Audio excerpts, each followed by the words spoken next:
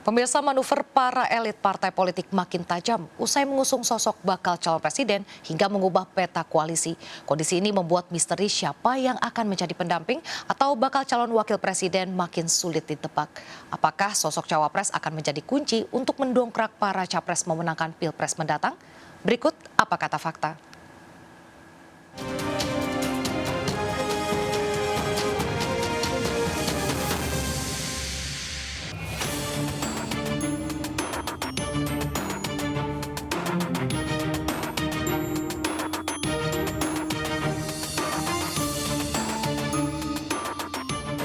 Penetapan bakal calon presiden untuk 2024 membuat manuver parpol semakin dinamis, termasuk dalam mencari nama cawapres. Para pengusung capres pun mengklaim telah mengantongi sejumlah nama cawapres. Lalu, apa kata fakta? PDIP kini tengah membidik sosok yang tepat untuk mendampingi Ganjar. Ada 10 tokoh potensial nama cawapres yang masuk radar Megawati. Sementara untuk koalisi perubahan yakni Nasdem, Demokrat dan juga PKS akan membangun ta'aruf antara Anies Baswedan dengan 5 nama cawapres. Sedangkan Prabowo Subianto mengklaim telah mengantongi nama cawapresnya. Cara mencari pendamping berbeda-beda. Ganjar menyerahkan pendampingnya pada pertimbangan elit partai. Sementara untuk calon pasangan Anies, Koalisi Perubahan mengklaim semua keputusan berada di tangan Anies Baswedan setelah melakukan penjajakan. Sementara Prabowo masih melakukan pendekatan dengan banyak pihak. Kita menyerahkan secara penuh kepada Mas Anies untuk menentukan memilih pada saatnya calon wakil presiden yang memenuhi kriteria-kriteria yang kita harapkan benar-benar bisa membawa kemenangan untuk koalisi perubahan. Nama cawapres tentu bergantung pada final koalisi partai, karenanya lobi-lobi politik kian gencar. P3 dan juga PDIP menjalin kerjasama usai P3 tetapkan mendukung Ganjar. P3 pun berusaha untuk memiliki misi merayu anggota Koalisi Indonesia Bersatu atau KIB, yakni Golkar dan PAN untuk bergabung. Namun Golkar memilih untuk melakukan pertemuan dengan PKB. Golkar pun berupaya untuk menjembatani Koalisi Kebangkitan Indonesia Raya yang berisi Gerindra dan juga PKB untuk membentuk koalisi besar bersama dengan Koalisi Indonesia Bersatu, khususnya PAN. Sementara itu untuk Koalisi Perubahan yakni Nasdem, Demokrat dan juga PKS sejauh ini masih kompak dan belum menambah anggota baru.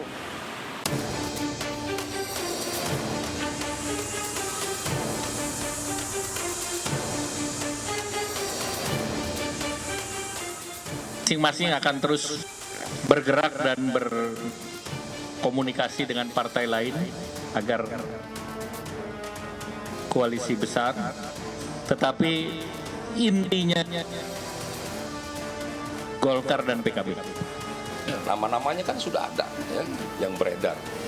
Ada ya kan kalau ketua umumnya kan ada Pak Prabowo, ada Caimin, ada nanti kalau bergabung lagi dari partai lainnya, katakanlah Golkar ada Erlangga Hartarto, ya kan mungkin ada partai lain bergabung, umpamanya dari PAN, ya kan ada Pak Zulkifli Hasan. Itu kan nama-nama ketua umum yang tentu memiliki kompetensi rekam jejak yang luar biasa. Di luar partai-partai itu kan, di luar ketua umum kan ada nama-nama lain. Mencari pendamping untuk bakal calon presiden tentu memerlukan perhitungan matang. Bahkan latar belakang sosok bakal calon wakil presiden juga akan berpengaruh untuk saling melengkapi. Kombinasi latar belakang capres dan cawapres juga penting. Menurut survei Indomatric, mayoritas pemilih akan menjatuhkan pilihan pada pasangan nasionalis religius yaitu sebanyak 36,67%. Sementara 33,52% sisanya akan memilih pasangan nasionalis-nasionalis yang dianggap lebih ideal. Sedangkan menurut survei dari Trust Indonesia, kebanyakan pemilih akan mendukung kombinasi pasangan sipil militer yaitu sebanyak 25,5% dan untuk sipil ulama atau sipil santri sebanyak 20,1%. Setidaknya ya ada cerminan para nasionalis dan religius jadi satu itu.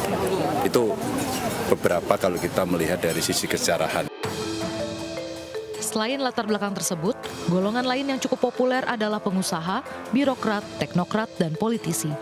Latar tersebut pun ada pada nama-nama sosok cawapres potensial yang sejauh ini mengisi daftar elektabilitas teratas berdasar hasil survei. Lalu siapa nama cawapres yang paling potensial? Kita ambil dari 2 survei, Poltreking Indonesia dan LSI.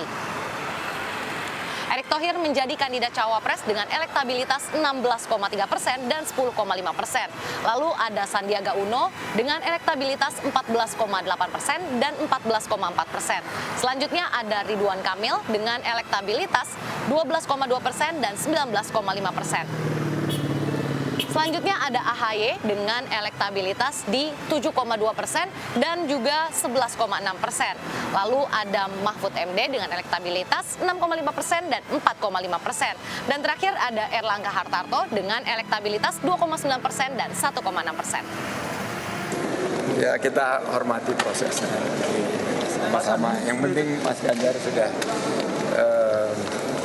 insya Allah kita dukung. Namun, nama-nama populer bakal calon wakil presiden pun juga menuai sorotan tajam. Pasalnya, sebagian besar nama adalah para menteri Presiden Joko Widodo. Rakyat Indonesia sudah matang, rakyat Indonesia sudah mampu untuk menentukan kepada siapa kewenangan itu dititipkan, tidak perlu ada intervensi-intervensi.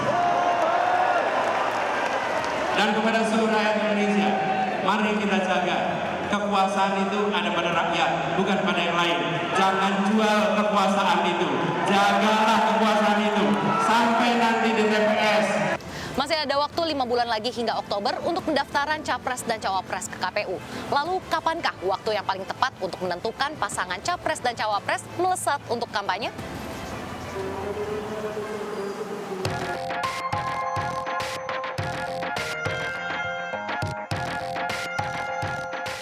Kriteria apa saja sih yang dibutuhkan oleh para cawapres bagi masing-masing capresnya nanti, Pak? Dari berbagai kombinasi ideal capres dan cawapres, apakah misalnya menggunakan kombinasi Jawa dan luar Jawa, sipil dan militer, atau bahkan nasionalis religius, atau bahkan nasionalis pengusaha, saya kira pertarungan cawapres ke depan akan diramaikan oleh pertarungan cawapres yang berasal dari partai politik dengan cawapres yang berasal dari luar partai politik. Cawapres yang merupakan ketua umum partai ini akan menjadi pesaing ketat bagi calon wakil presiden yang berasal dari non-parpol.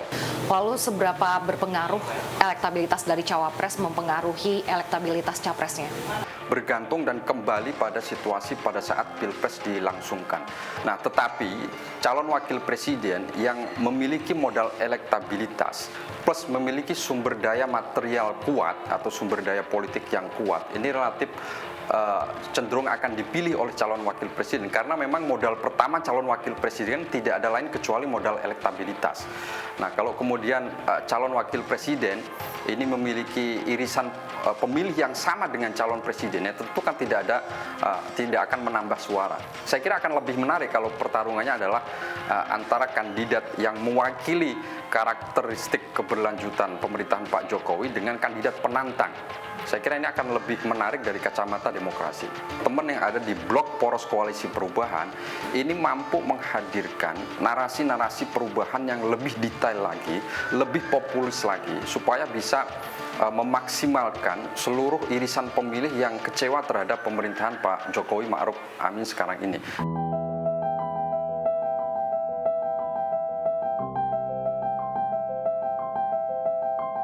Sosok capres dan cawapres tentu sudah dinantikan oleh publik. Namun faktanya keputusan final akan siapa yang bertarung di 2024 nanti masih menunggu manuver elit politik. Saya Raisa Nadia beserta juru kamera Muhammad Faisal dan Dimas Winardi. Sampai jumpa di Apa Kata Fakta selanjutnya. Pemirsa, rancangan Undang-Undang RUU Omnibus Law Kesehatan yang tengah dibahas DPR RI dan pemerintah mendapatkan penolakan dan sorotan dari dokter serta tenaga kesehatan. Partai Perindo menilai pemerintah, DPR RI, dokter dan tenaga kesehatan harus duduk bersama dalam menentukan isi RUU Kesehatan Omnibus Law agar tidak menimbulkan dampak pelayanan kesehatan ke masyarakat. Para dokter dan juga tenaga kesehatan pun harus paham mengenai aturan yang berlaku. Meski menolak RUU Kesehatan Omnibus Law, pekerja di sektor kesehatan harus tetap profesional mengedepankan kepentingan pelayanan kesehatan untuk masyarakat. Tetap kita harus meningkatkan pelayanan kesehatan bagi masyarakat, bagi publik. Makanya semua cara itu harus dipikirkan supaya kualitas pelayanan kesehatan makin hari makin baik, makin hari makin berkualitas. Jadi kalaupun ada kami Partai Perindo juga perlu mengerti dan memahami jeritan masyarakat yang selama ini kan sudah jadi rahasia umum. Misalnya ada malpraktik, lalu ada sinyalemen mafia perusahaan obat dan sebagainya. Saya kira tetap ada ruang untuk perbaikan, ada ruang untuk peningkatan. Makanya segeralah duduk bersama, ini stakeholder ini, pemangku kepentingan kesehatan, duduk bersama. Jangan ada yang memaksakan pendapat. MNC Asset Management memberikan literasi terkait produk investasi pada anggota APDI, maksud kami API Komda 6, dalam acara Halal Bihalal yang digelar Perkumpulan Asosiasi Dana Pensiun Indonesia Komisariat Daerah 6. Berbagai produk unggulan MNC Asset Management ditawarkan, mulai dari reksadana pasar uang hingga reksadana saham.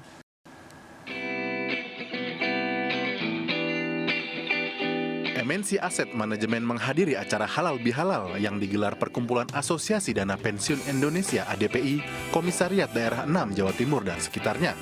Diikuti perwakilan pensiunan dari berbagai daerah di Provinsi Jawa Timur, Bali, Nusa Tenggara Barat, dan Nusa Tenggara Timur, MNC Asset Management hadir untuk memberi literasi terkait produk investasi. Para pensiunan juga ditawarkan berbagai produk seperti reksadana pasar uang dan reksadana pasar saham. Kita sudah lama juga bekerjasama dengan anggota-anggota API ini gitu dalam terkait dengan produk investasi ya khususnya reksadana gitu ya, baik dari jenis pasar uang, reksadana pendapatan tetap sampai yang berjenis saham gitu. Lama bekerjasama dengan MNC Group khususnya di aset manajemen. Kenapa kok MNC? MNC adalah bisa menghasilkan, menumbuh kembangkan dana yang kita amanahkan kepada mereka. Reksadana dinilai menjadi produk yang sangat efektif dan cukup sesuai dengan kondisi market saat ini, di mana market global tidak menentu dan ketidakpastian yang sangat tinggi. Surabaya, Jawa Timur, Yuda